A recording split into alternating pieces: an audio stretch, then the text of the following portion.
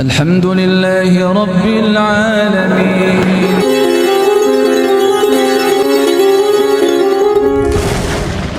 Harta yang diperoleh dari yang kata wa kadzdzaba itu tadi merupakan istidrat atau dilulu oleh Allah Subhanahu wa taala. Ustadz, itu orang nggak sholat itu tapi usahanya cek lancarnya itu, wah, tambah kaya Ustadz. Ini bisa jadi.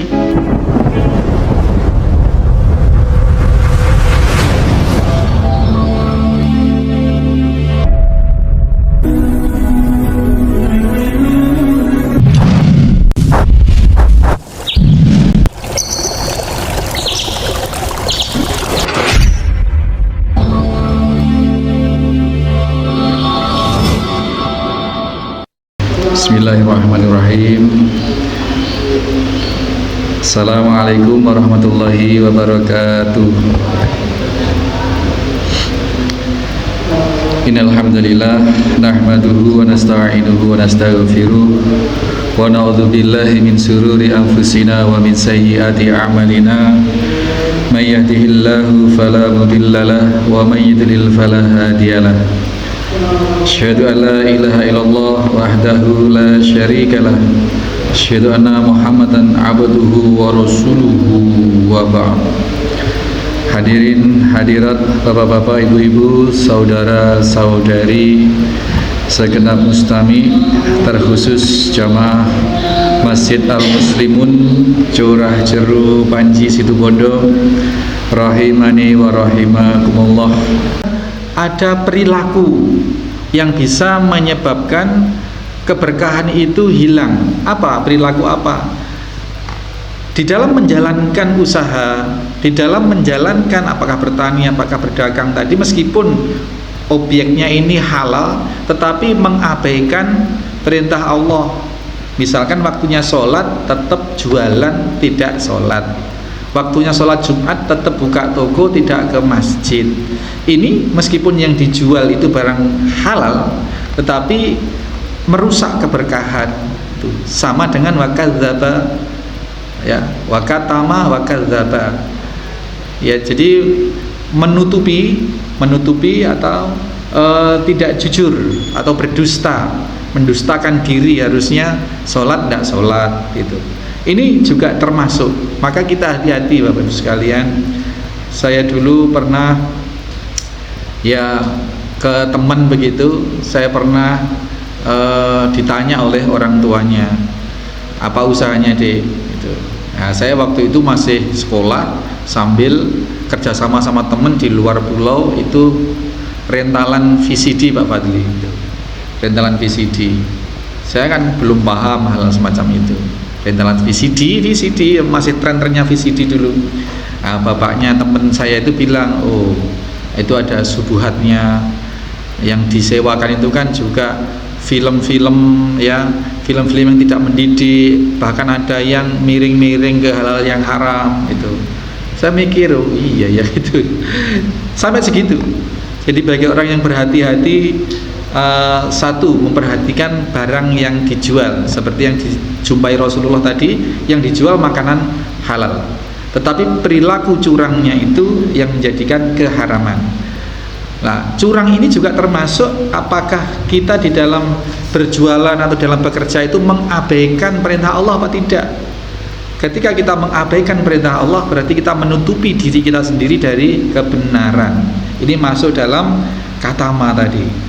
Wa in katama, dalam barang siapa yang menutupi atau tidak jujur gitu, wa kadzdzaba, dan mendustakan atau dusta terhadap usahanya itu, terhadap perniagaannya itu, maka muhiqat barakahu baihima, hancurlah keberkahan.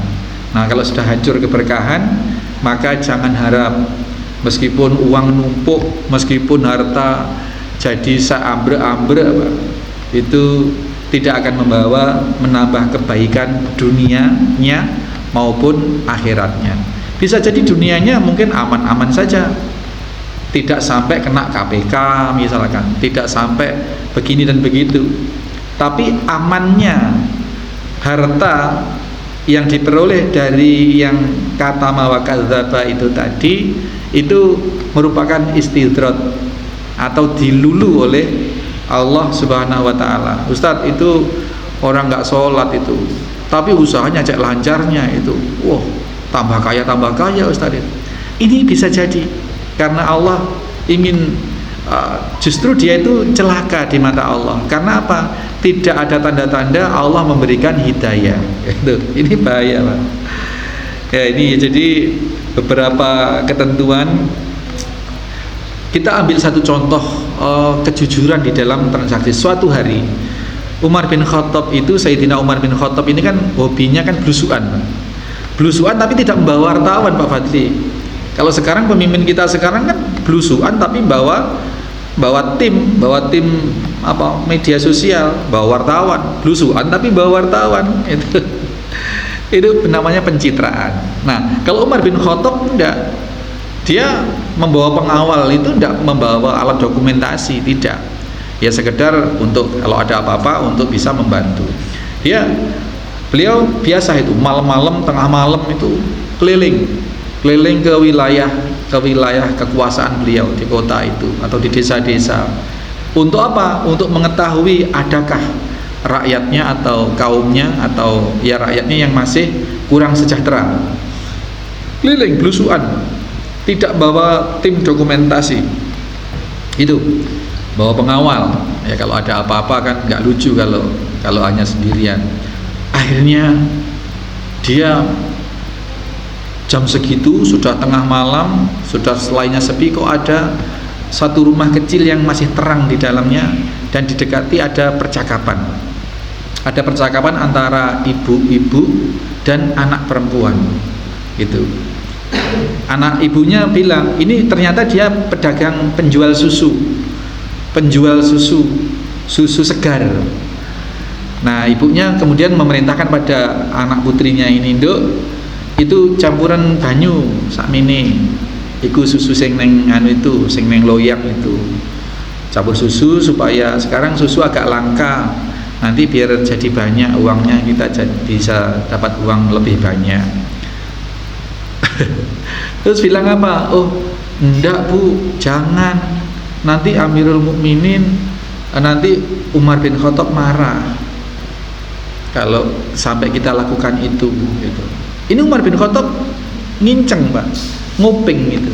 Tapi keluarga ini tidak tahu kalau Umar itu nyuping gitu. Nanti Umar marah, kita bisa dihukum. Wah, mana ada, nggak kira tahu nggak malam-malam gini, dia kan raja, ngapain juga, nggak mungkin tahu. Iya Bu, Umar bisa jadi tidak tahu, tetapi Tuhannya Umar pasti tahu. Enggak Bu, jangan. Nah, dari dialog ini Pak, kemudian Umar nyuruh pengawalnya itu untuk menandai rumah itu, dikasih tanda khusus, apakah dikasih diikat apanya begitu, atapnya diikat sama apalah, pokoknya dikasih tanda khusus. Kemudian dia lanjutkan perjalanan, lanjutkan inspeksi.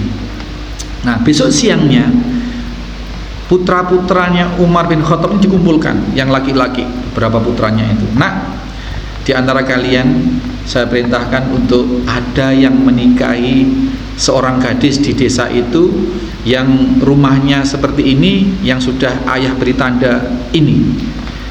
Harus ada yang menikahi gadis itu. Kalau kalian nggak ada yang mau, ayah sendiri yang mau nikahi. Waduh, Bu. Kalau sekarang ada bapak yang ngomong ke anaknya seperti itu, wah ini kiamat bagi ibu-ibu ini. Iya.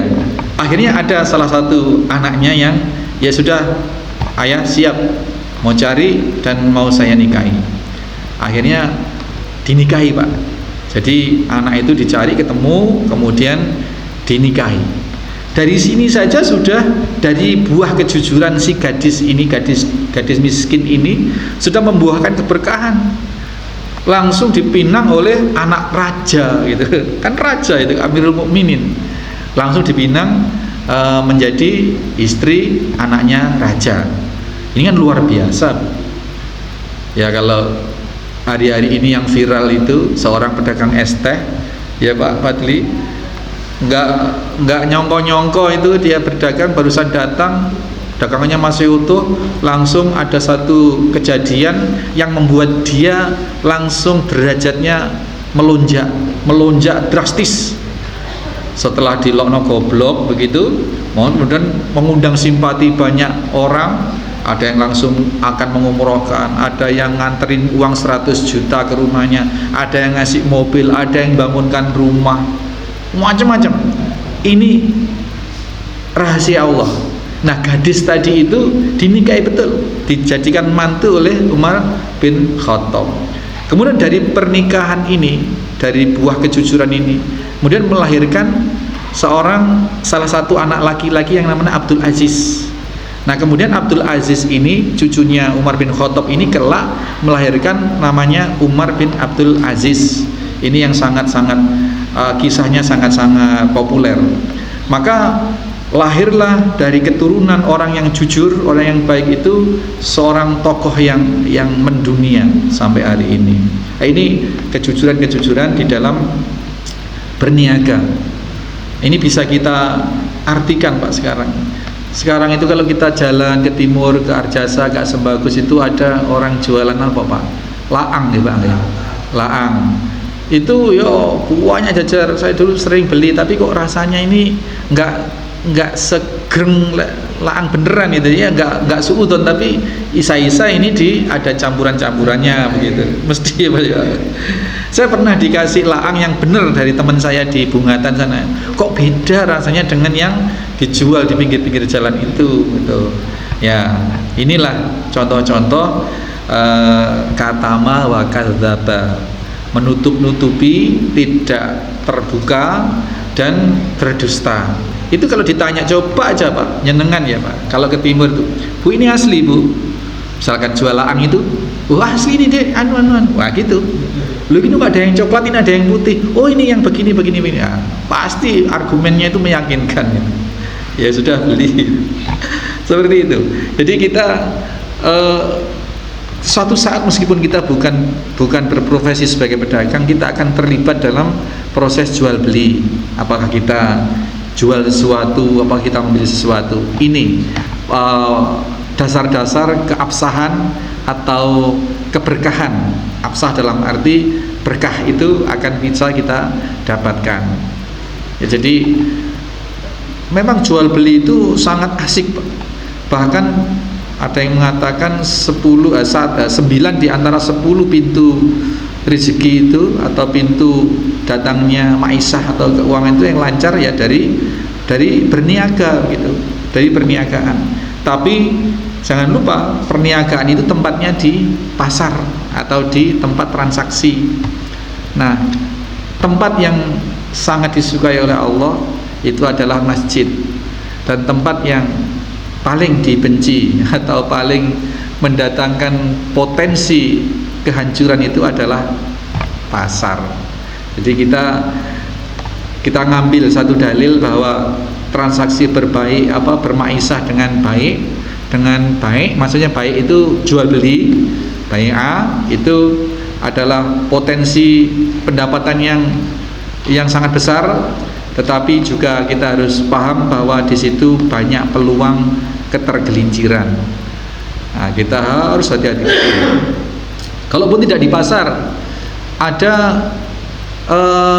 transaksi yang sifatnya gharar atau tidak jelas atau masuk ke dalam judi.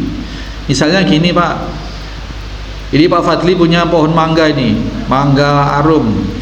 Ini kelihatan kembangnya banyak. Sudah Pak Fadli, ini saya kontrak untuk panen yang akan datang, ini milik saya semua, saya bayar 1 juta. Apa istilahnya? Nebas nih ya Pak? Ijon. Ijon. Ini haram Pak. Haram karena selain gharar itu tidak jelas. Tidak jelas apakah dia akan untung, apakah dia akan rugi. Nah, ini tidak jelasnya, ini gharar namanya. Nah, kemudian spekulasinya itu namanya maisir atau untung-untungan, itu yang judi. Pasti kedua belah pihak ada yang sangat dirugikan, ada yang sangat diuntungkan. Karena 1 juta itu nanti Bisa jadi itu satu pohon bisa jadi panen 3 ton Pak, atau bisa jadi hanya 10 kilo itu. Tapi karena yang beli ini sifatnya sudah judi, ya berani dia, sudah berani 1 juta Pak Fadli gitu. Makanya Bapak Ibu sekalian, ini ijon jelas-jelas haram. Yang agak-agak nyerempet dengan ijon ini adalah nebas. Nebas beda dengan ijon. Kalau nebas ini Pak Budi sudah punya pohon mangga yang sudah bisa dilihat ini buahnya sak gini, sudah bisa diprediksi oleh orang yang mau nebas. Udah Pak Budi, ini saya bayar 2 juta 1 pohon ini semua. Ini juga masih mengandung horor sebenarnya, tetapi ini tidak separah, tidak seharam kalau ijon tadi. Kalaupun mau dikatakan yang ijon itu haram, kalau yang nebas seperti itu tuh ya kalau nggak boleh dikatakan haram ya makruh lah Pak. Paling bagus hukumnya makruh. Kalau tidak juga terjebak dalam haram. Lah yang paling jelas jual beli itu yang paling tidak spekulasi, yang paling tidak gharar ya diunduin, ditimbang. Karuan itu sudah Pak, ditimbang. Maka saya punya 1 pohon mangga di Jalan Tembus itu Pak.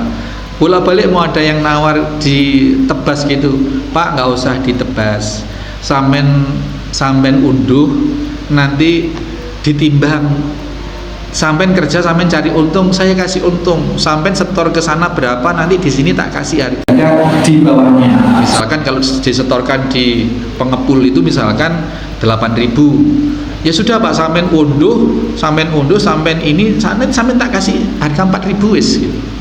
Tapi kan jelas timbangannya, jelas jumlahnya kan gitu Pak.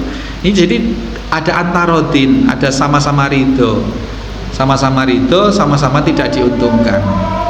Itu ya Bapak Ibu sekalian, untuk jual beli, kejujuran dan keterbukaan. Katama tidak menutupi dan tidak kadzaba. Tetapi yang dilakukan shadaqah wa bayyana. Ini akan mendatangkan keberkahan, supaya yang kita dapat ini berapapun juga akan mendatangkan kebaikan-kebaikan yang terus bertambah. Insyaallah demikian. Subhanakallahumma wa bihamdika asyhadu an la ilaha illa anta astaghfiruka wa atubu ilaik. Assalamualaikum warahmatullahi wabarakatuh.